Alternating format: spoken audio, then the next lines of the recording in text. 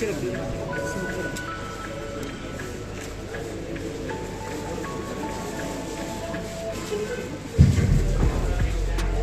से तालियों से स्वागत है।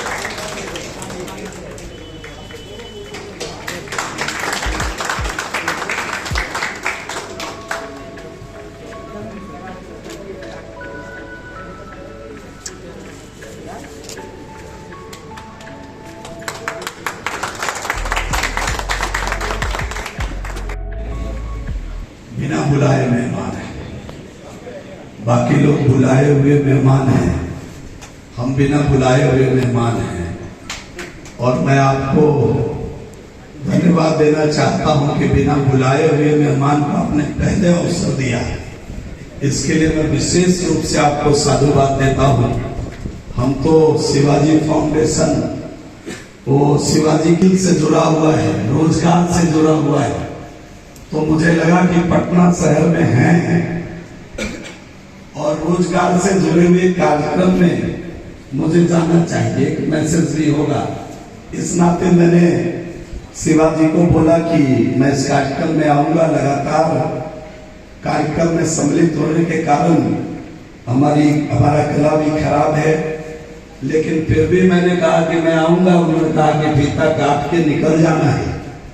जब मैं आया तो मुझे पता चला कि बगल में वहां इसी कार्यक्रम बना रहा है और इस कार्यक्रम में मुझे सम्मिलित होने के लिए जो फाउंडेशन के तरफ से अवसर मिला, मैं इस डॉक्टर श्री कृष्ण सिंह फाउंडेशन से जुड़े हुए सभी साथीगण का हार्दिक अभिनंदन करते हैं कि आप समाज में रोजगार के लिए काम कर रहे हैं। इसके लिए मैं विशेष रूप से आपको साधुवाद देना चाहता हूं और खास तौर से अपने डॉक्टर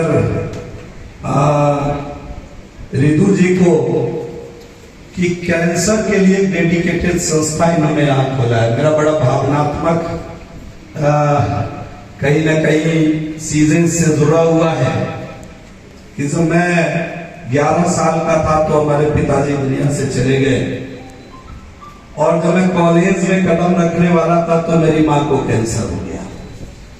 और एक निहायत किसान परिवार का होने के नाते जमीन पे ही भरोसा हो सकता था और दुर्भाग्यवश या सौभाग्यवश जमींदार परिवार से भी नहीं आते थे कि जमीन बेचने का भी हिम्मत जुटा सके। तो जो माँ कैंसर से सफर कर रही थी वो मेरे बड़े भाई को, तीनों भाई उस समय बेरोजगार थे, मैं तो कॉलेज में गया था और सबसे बड़े वाले भाई कॉलेज के फाइनल ईयर में रहे होंगे। वो बार बार यही कहती थी कि हमारे इलाज के लिए जमीन नहीं बेचना, जो 2-4 बीघे जमीन है मत बेचना, कैंसर में कोई बचता नहीं, हमारा जाना तय है। और इस प्रकार की बातें कोई माँ अपने बेटे के सामने करे और वह सब कुछ लगा करके फिर भी हम लोगों ने हिम्मत जुटाई, मुंबई तक गया। और मुंबई में जो डॉक्टर आडवाणी होते थे उस समय अभी भी हमको लगता है कि होंगे।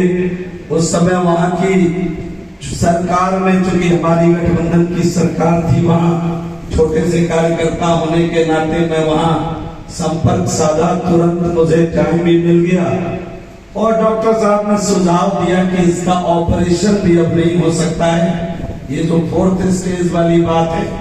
उन्होंने टाइम भी दे दिया कि साहब इतने दिनों तक की मेहमान घर ले जाइए और इनकी सेवा करिए। और तो ये जो भाव है, ये जो चीजें हैं, मैं जब वहां घर के लोग जब स्ट्रगल कर रहे थे तो मुझे देखने को मिला कि सही मायने में कैंसर के क्षेत्र में तेजी से काम करने की जरूरत है।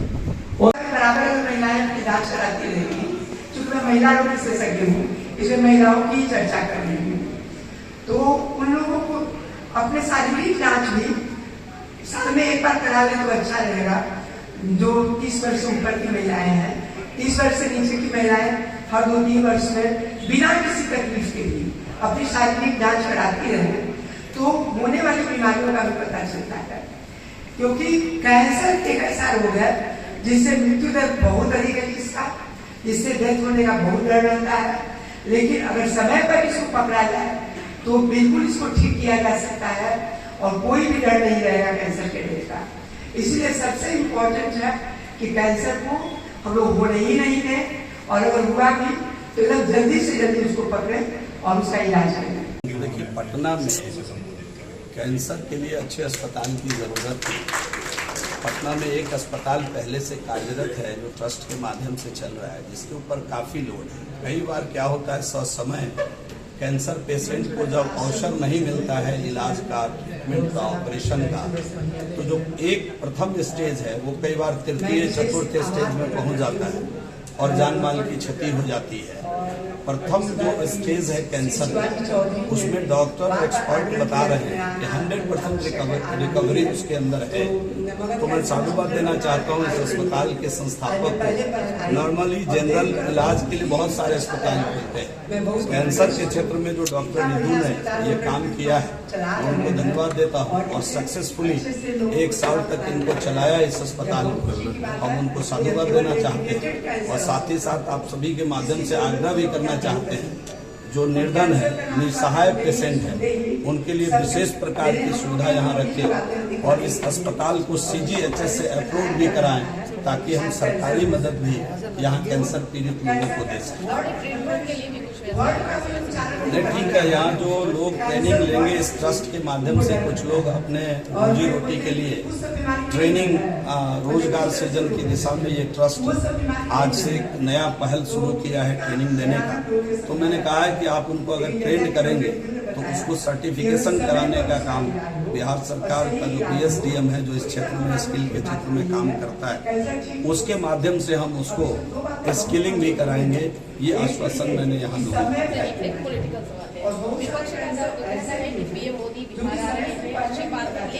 हमारा कुछ मांग अब जब विपक्ष की मांग की नियत में खोट है, विपक्ष की मांग अगर सही रहती तो विपक्ष के लोग 2004 से 2005 तक यूपीए की सरकार में जो लोग आज मांग कर रहे हैं वो स्वयं मंत्री बनकर केंद्र में बैठे हुए थे, और बिहार में भी उनकी सरकार थी और केंद्र में भी उनकी सरकार थी।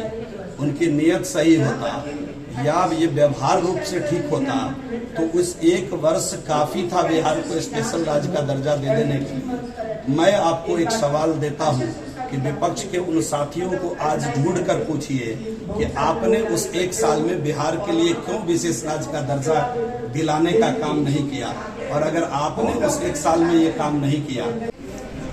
फाउंडेशन डे के अवसर पे आज जो कार्यक्रम हो रहा है, साथ साथ मैंने सुना कि कुछ रोजगार सृजन के दिशा में भी काम कर रही है, तो इस दोनों के बारे में थोड़ा आप ब्रीफ कर दें। देखिए, ये मगध कैंसर सेंटर और जगदम्बा ट्रेनिंग सेंटर, ये दोनों जो डॉक्टर श्री कृष्ण सिंह ट्रस्ट है, फाउंडेशन ट्रस्ट है, उसके द्वारा सहयोग से दोनों में काम हो रहा है। स्किल सेंटर जो आज खुला है, जिसके लिए मंत्री जी उद्घाटन में आए थे, उसमें वही सिलाई कढ़ाई और इस तरीके की ट्रेनिंग दी जाएगी, ब्यूटी पार्लर, जिससे कि महिलाओं को स्वावलंबित किया जाए। कहाँ पे ये अवस्थित है? ये यहाँ से 100 मीटर दूर या 200 मीटर दूर पीछे गली में है। ओके। और ये हमारा पेरेंट सिचुएशन है, यहाँ पे हम अस्पताल चलाते हैं, यहाँ पे ये कैंसर रोगी लोग। ठीक है, कैंसर की दिशा में आप काम कर रही है, डेडिकेटेड हॉस्पिटल है। कल भी हमारी बात हुई थी डॉक्टर से, रिदू सर से। तो एक चीज़ बताइए कि यहाँ पे जो डॉक्टर हैं स्पेशल केस में बाहर से भी आते हैं या फिर देखिए, हमारे पैनल में परमानेंट डॉक्टर्स भी हैं और ज़रूरत पड़ने पे बाहर से भी डॉक्टर आते हैं। अगर ऐसी कोई बात हुई तो जो कैंसर से रिलेटेड है, बस और किसी चीज़ के लिए नहीं। बहुत सारे हॉस्पिटल में मैंने देखा, वो भी हमारे पैनल में है। जो हमारे पैनल में नहीं है उनको हम जनरली नहीं अभी तक, तो मैं अभी ज्वाइन किए हुए 2 महीने हुआ हूँ, मुझे जहाँ तक मालूम है नॉन पैनलाइज डॉक्टर्स हमारे यहाँ। कॉस्टिंग में वेरी होता है जी, कॉस्ट वेरी करता है अगर बाहर से डॉक्टर बुलाए जाते हैं तो? नहीं, ऐसा कुछ नहीं। हमारा जो आप देखिए, जहाँ भी हमारे जो फिक्स चार्जेस हैं फॉर वेरियस प्रोसीजर्स, वो कांस्टेंट है। डॉक्टर चाहे हमारे पैनल के हों या बॉम्बे से आए या दिल्ली से आए, वो हम मरीजों पे बोझ उसका नहीं डालते हैं। ठीक है, थैंक यू सर। सर एक बार अपना परिचय दे दीजिए। हाँ, मैं रिटायर्ड विंग कमांडर सुशील हूँ। वायुसेना में रहने के बाद पिछले 12 साल से मैं प्राइवेट सेक्टर में काम कर रहा हूँ, और अभी मेरे पिताजी का देहांत कोरोना में हो गया, इसलिए मुझे पटना लौटना पड़ा। यहाँ आने के बाद मैं डॉक्टर रितु शर्मा जी से जुड़ा हूँ, और कैंसर से मेरा भी भावनात्मक रिश्ता है। मेरी माता जी का देहांत कैंसर से हुआ था, इसलिए मुझे लगता है कि मैं शायद कुछ कर रहा हूँ जिससे उनकी आत्मा को शांति हो।